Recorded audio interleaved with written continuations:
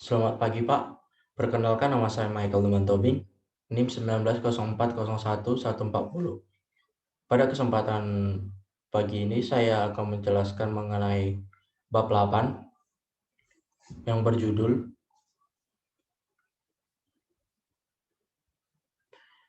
aliran viskos dalam pipa, di mana diambil dari buku Munson edisi ke-7.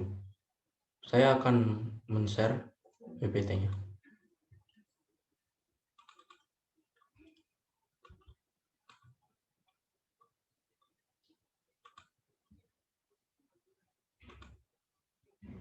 Baik. Di sini saya akan menjelaskan arus viskos dalam pipa.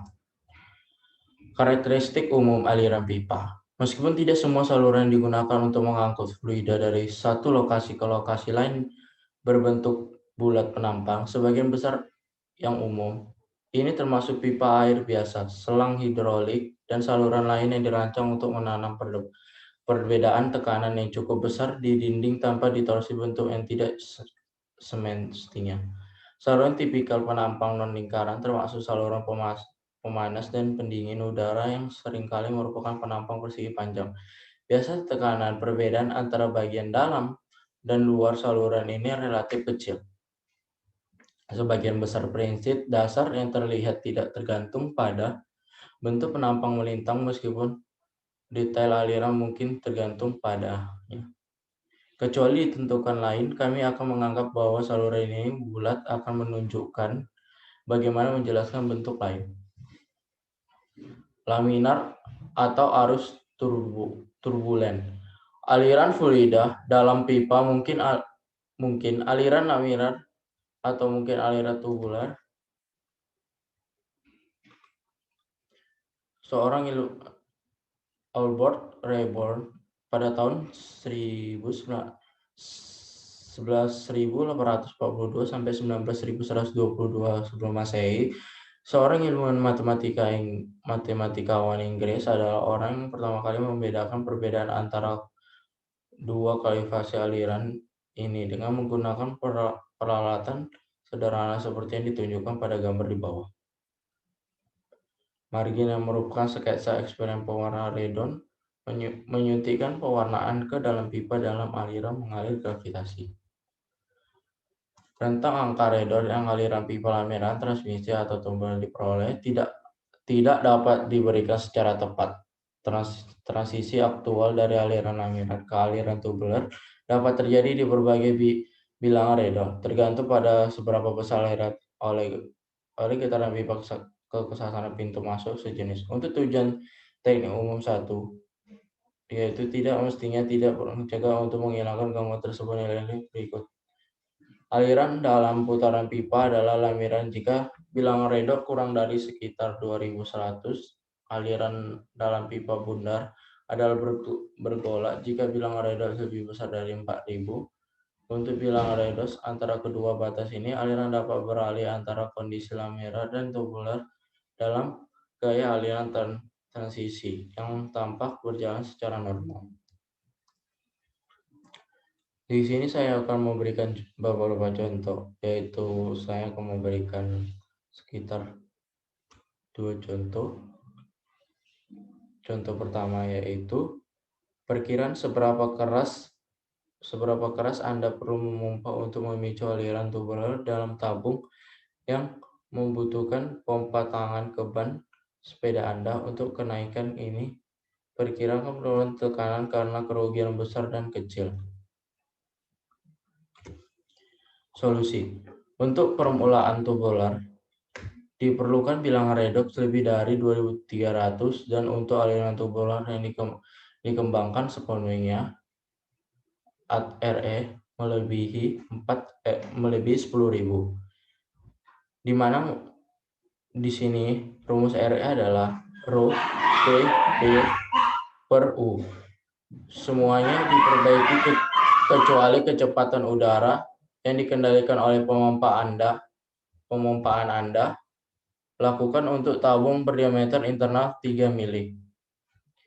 V sama dengan RE kali U per Rho kali D, di mana RE memiliki nilai 2300 dikali dikali 19,8 kali 10 pangkat minus 6 per 1,2 kali 0,003 sama dengan 12,65 meter per sekon, yang membutuhkan laju aliran volume Q sama dengan V kali A sama dengan 12,65 kali P kali 0,003 pangkat 2 per 4 sama dengan 8,94 kali 10 pangkat minus 3 meter pangkat 3 per sekon.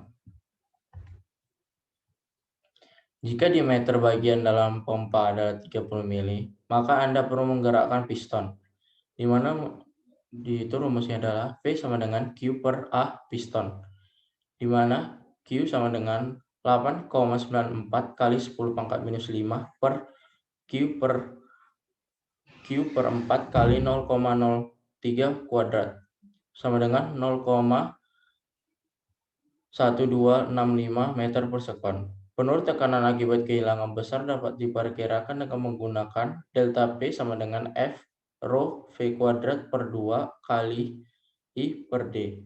Untuk tabungan plastik dapat diasumsikan halus dan dari grafik Moldy untuk RE 2300, faktor gesekan F sama dengan 0,003 karena untuk pipa dengan panjang 0,125 meter memiliki rumus yaitu delta P sama dengan V rho V kuadrat per 2 dikali I per D, di mana menjadi 0,003 kali 1,2 kali 0,1265 kuadrat per 2 kali 0,125 per 0,003, yang dimana menghasilkan 0,012 Pascal.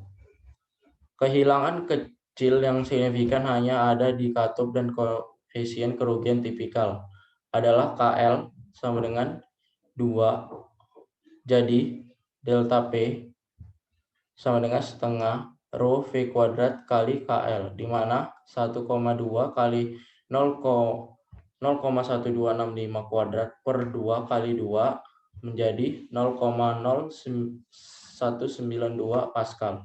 Dengan demikian, dalam hal ini, head loss akibat kerugian minor lebih besar daripada kerugian besar terjadi dari efek kental yang sebenarnya lebih umum.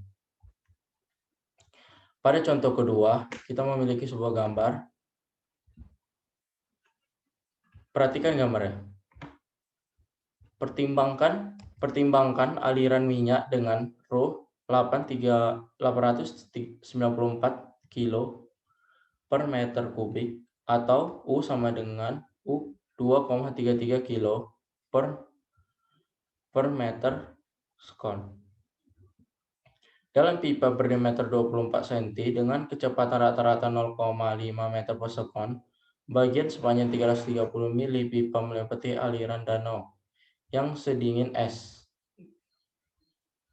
Mengabaikan efek masuk, tentu daya pemompaan yang dibutuhkan untuk mengatasi kehilangan tekanan dan untuk menjaga aliran minyak di dalam pipa. Penyelesaian laju aliran volume yaitu V sama dengan VAC sama dengan V Pi D kuadrat per 4 sama dengan 0,05 meter per sekon kali Pi buka kurung 0,24 meter kuadrat per 4 sama dengan 0,03079 meter per sekon. Bilangan redox, di mana RE adalah rho VD per U. Maka 894 km per kubik kali 0,5 meter per sekon kali 0,24 meter per 2,33 kilo per meter sekon, yaitu menghasilkan 53,75. Karena RE 53,75 lebih besar dari 2300, maka friction faktornya adalah F sama dengan 64 per RE sama dengan 64 per 53,75. maka menjadi 1,191. Pressure drop pada pipa.